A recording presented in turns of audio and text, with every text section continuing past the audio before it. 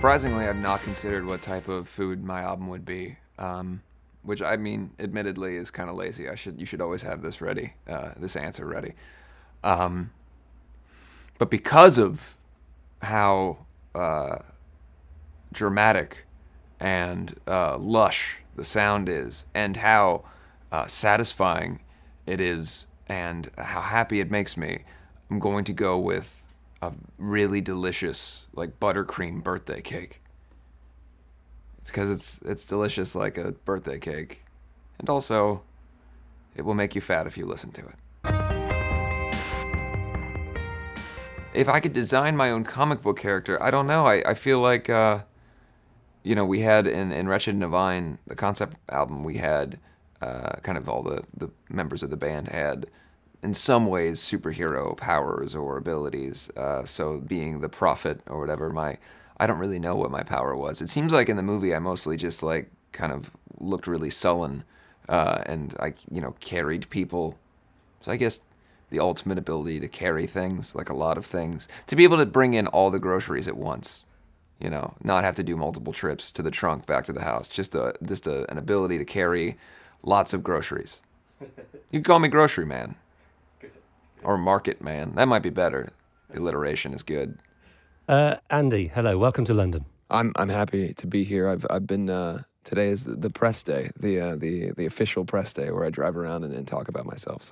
So today isn't a day off? Today is not a day off. No, I mean theoretically it's a day off, right? In the sense that I'm not playing a show, but in the much more real sense, I'm just talking all day.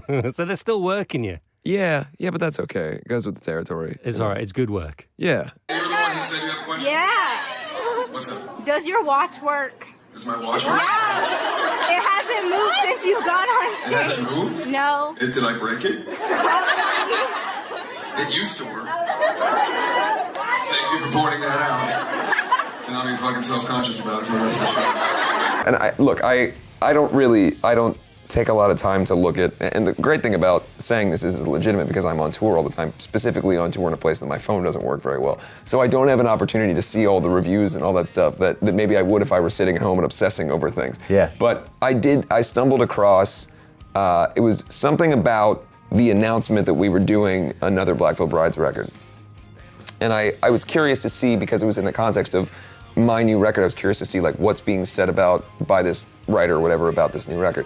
And I looked at it, and the whole thing was about how the first couple records were great, and how we sold out, and how we should put the makeup back on and go back to doing that. If I could rewind the clock to 2010, the same article would be about how if this band would just take off the makeup and get serious about things, then maybe they'd make a great record. Yeah. Which is a legitimate thing that's been said to me, which is, by the way, the dumbest thing of all time, because it takes a lifetime to learn how to play instruments and write songs. It takes about 10 minutes to put on eyeliner. It's not really a big deal.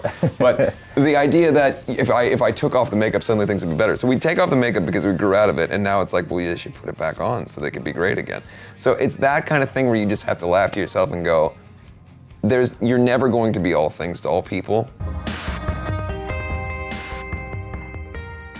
I always said when I was younger that I thought I would be like a ferret, because I'm like long and kind of lean and, like the dark eyes and kind of get up in your shit. But I feel like, the ferret smells terrible. And I generally do not smell terrible. So, I don't know. Juliet says that I look like Daredevil, our dog. So I guess, me and Daredevil. I guess people say that the people get dogs that look like them, or the dogs look like their owners. So I guess we look alike, me and my dog. People always say that I look like, because of the blue eyes, like a husky. So we'll go with that. And also, when I was a kid, I was a husky in the way that I had to wear, the elastic waistband pants because I was too fat to get any of the regular Catholic school pants. My mom only got me husky clothes from Land's End. So I've not tried Polish food because I was afraid of the Polish food that I was given the last time I was in Poland. But it's not because Polish food is terrible. I have Polish ancestry. The Biersack side is German and Polish and whatever other some Eastern European stuff, but I've not. I don't know that I've given it a fair shake. So next time I'm there, whenever I'm in Warsaw, I've had pizza in Warsaw, so that was terrible. But you know, it doesn't mean that the actual Polish food is bad. I look forward to it. You know what? I will say there's a caveat. I've had a good meal in Poland, but I think it was like a pretzel or something. I don't know. I don't know if that's Polish food. In London, I believe you have some sort of like devil's triangle Yes, of yeah. streets, like some sort of Yeah. weird.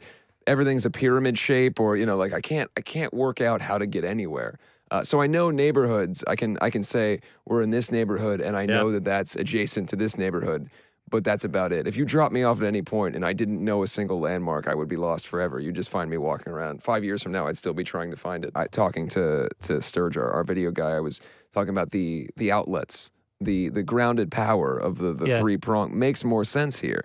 And in the States, we have just the two little prongs that are kind of wobbly. Yes. and Whenever I go to America, I stick that plug in. And I think that's not staying in. That's going to fall it falls out out all the time. Yeah. You guys have so much stability. It's also there's something pleasing about plugging something in very flat and just going, that's plugged in Yes. now. It goes junk. Yeah. There's a click to it. I feel like a superhero. I feel like it's something on like Wow. Bat Computer, I where I just sort of I'm plugging it in and then that's it. Absolutely, but only if I'm able to or the high five is offered. I'm not going to seek you out to high five you. That would be impossible. But if you were there in front of me and you try to high five, barring you holding some sort of weaponry, or you know, if there's some other reason like you have like poop on your hand or something. But if it's just a normal high five, I'm into it. It's sort of funny. The first two shows of the tour, people were still trying to like mosh pit during the show, and it's a lot of fun to watch people try to pit to like a dance song. You know, Yeah. they're like, I've seen that guy on stage, and I know that this is the reaction generally that I give to this guy on stage. But now he's wearing a suit and playing like new wave songs, so I don't really know how to react. But I'm going to do it anyway. Yeah, I'm just gonna pit to this dance song. There's an interesting phenomenon that happens at concerts, and I've been a part of it my whole life. I've gone to shows.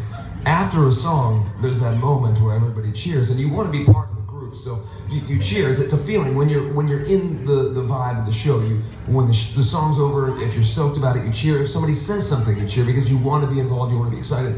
And then one person can't help themselves, and they say the most insane shit possible. And then involuntarily, at least 5 people go, woo! And they're like, oh. One guy just yelled, sit on my face, and then, okay, check this out now. Other people went, yeah! Which means that it took at least 3 seconds for your brain to connect with what the sentence was that you were cheering for. Sir, I appreciate the offer. We're good for the rest of the night, really. If you could refrain from shouting sexual obscenities at me while I'm on stage, that would be cool. And the other thing is that if you're a young child, please don't yell inappropriate things at me because it's weird and makes me uncomfortable and makes your parents uncomfortable.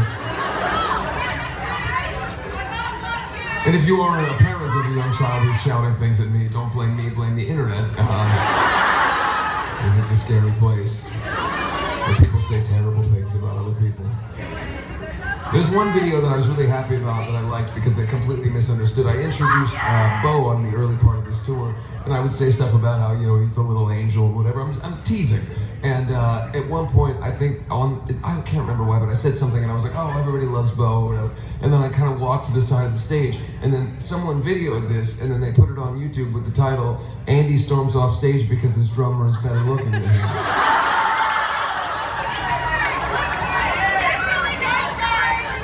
Which I mean, look. It's not that you're not, I just wouldn't storm off stage for that. And it's not really, beauty is in the eye of the beholder, and I don't find you particularly beautiful.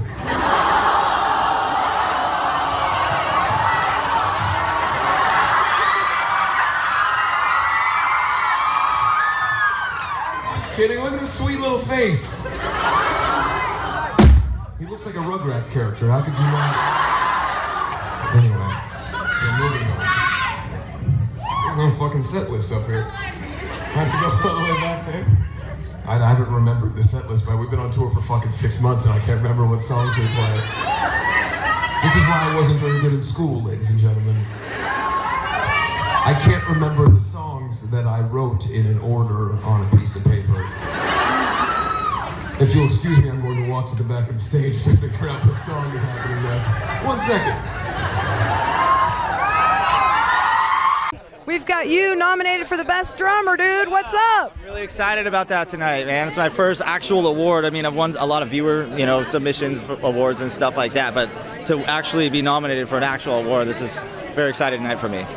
Black Veil Brides has a super intense fan base. I mean, your fans follow you to the ends of the earth, so I'm going to hope the best for you tonight. And you guys, so you're going to be performing a little bit or just making an appearance this evening? We've got Mikey from My Chemical Romance. Yeah. We've got Quinn from The Used. We've got John Feldman from Goldfinger, and we're doing like a little supergroup performance of my solo material. Right on. All Stars, right? All-star band, yeah. Talk a little bit about that. It's exciting. I'm the least competent person in the All-Star band, so I'm looking around at people that are much more talented than me. I just hope I can hold my own. You can do it. All right. It just serendipity, to be honest. Serendipitous. I like that. It was. That's a good word. Yeah. There's got to be a song in there somewhere, but you should like turn it around. What's serendipitous spelled backwards? What's it spelled backwards when it's hot as hell outside and you have a guy hanging on you wearing a suit? It makes it 10 times as hot. The sweat that is coming out. This is what's happening.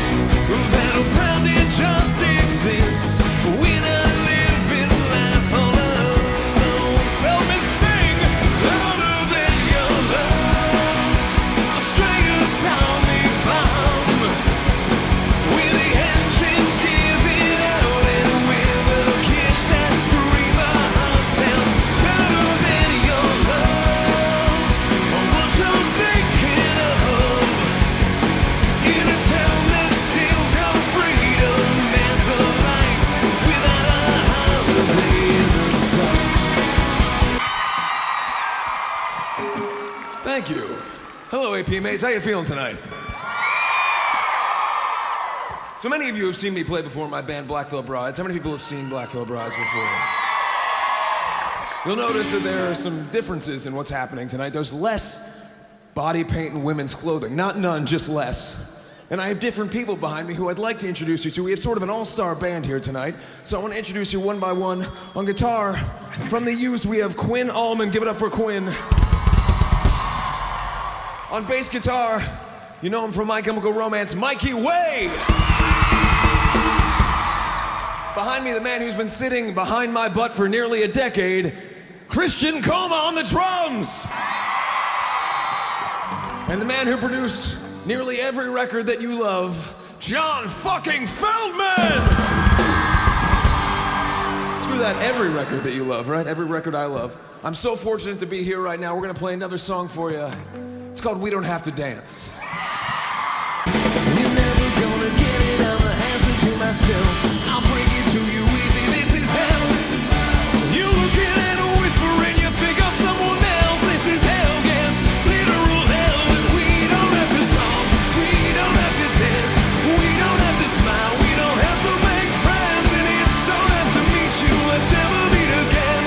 We don't have to talk, we don't have to dance, and we don't have to dance.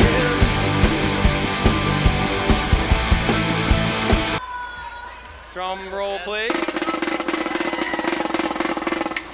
Christian Coma.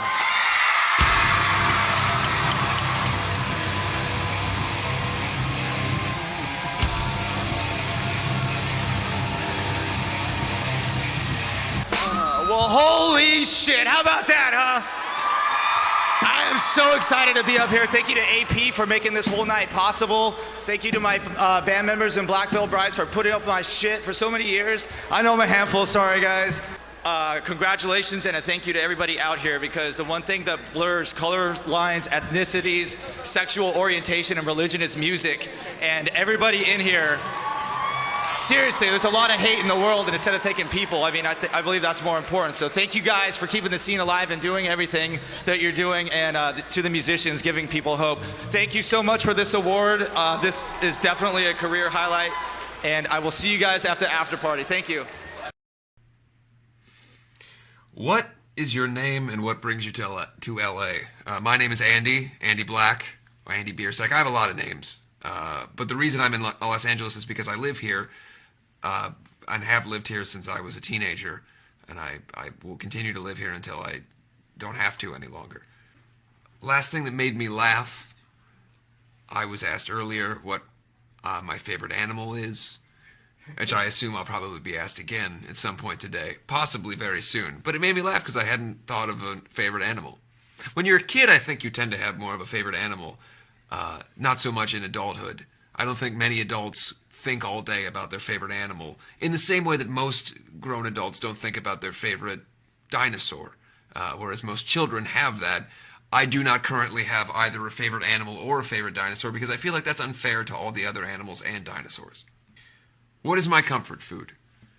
I don't know why this is, but toast with butter and grapefruit on top of that toast.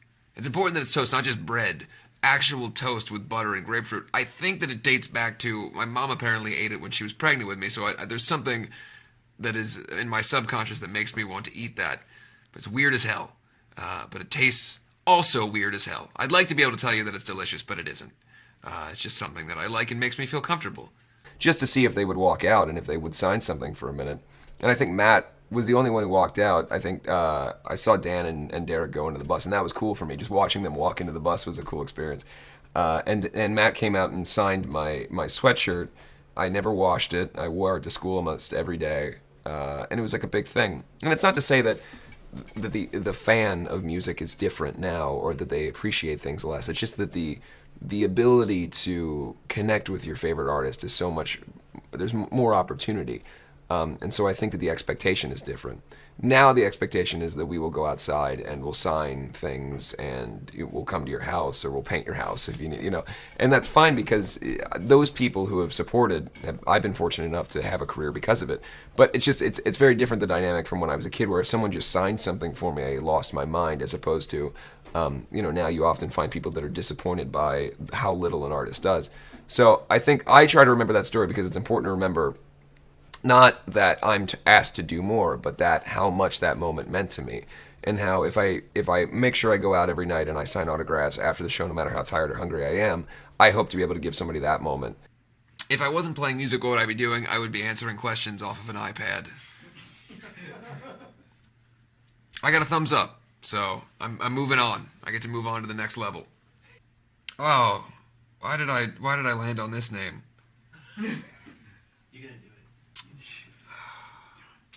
Honori Angelica Melton. Honori.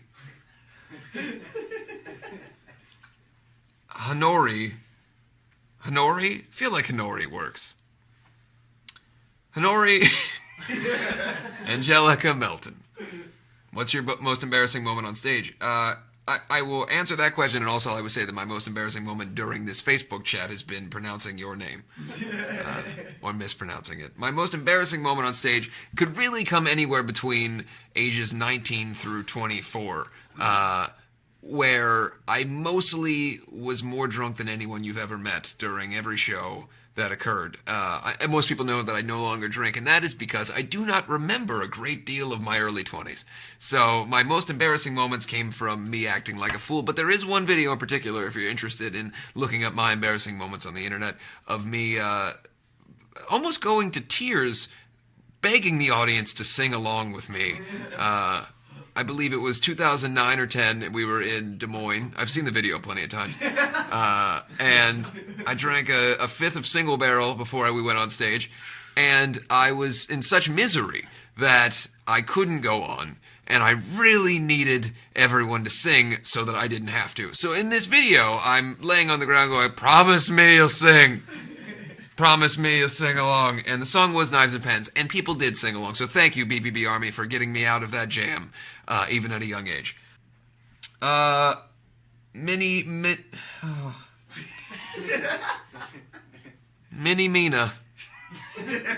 Love it.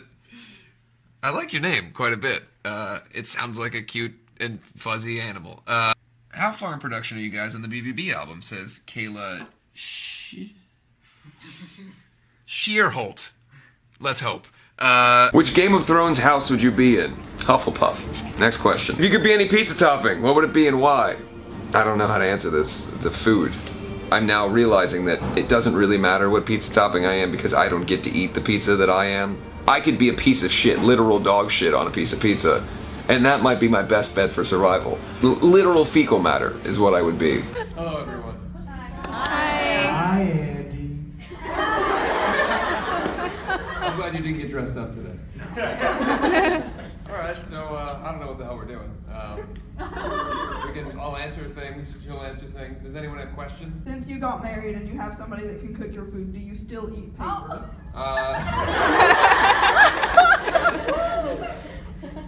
He will not let me cook for him. That's not true. So when we first started dating, Julia comes from an Italian family, and there's a lot of pasta and cheese and that kind of stuff. And between Warped Tour of 2011 and the first tour that we did in South America in 2012, there's a noticeable gut difference in photos of us. Because when we first started dating, she would make all of these crazy cream pasta bread dishes, and that's all I'd eat 3 meals a day. And then I went on stage and tried to be like shirtless, skinny guy. And I started out needing the brace for my ribs, and then I just realized that I needed the brace to cover my gut that I had developed.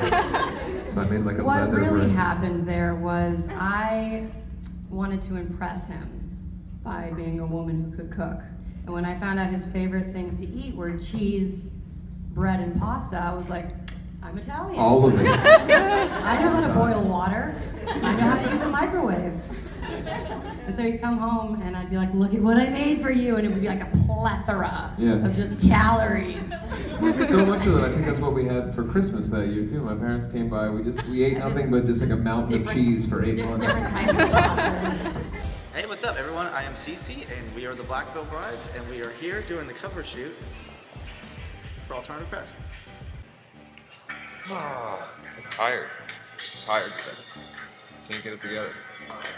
At least I got all this white shit in my hair. Get all those puppy hairs off, you know? The blacker the better. The blackest Black Veil Brides of all time. The whole B-roll of me is just gonna be lint rolling all my clothes, isn't it? What's going on? I can't imagine what you think is going on. If you're watching this, assumably you have some understanding of what's happening. It's a behind the scenes at a photo shoot. I'm now getting my photo taken, or I was about to until I was rudely interrupted by this camera, i.e. you, the viewer on the internet. So please, if you'll let me, you'll excuse me, jazz hands. Mini Mina.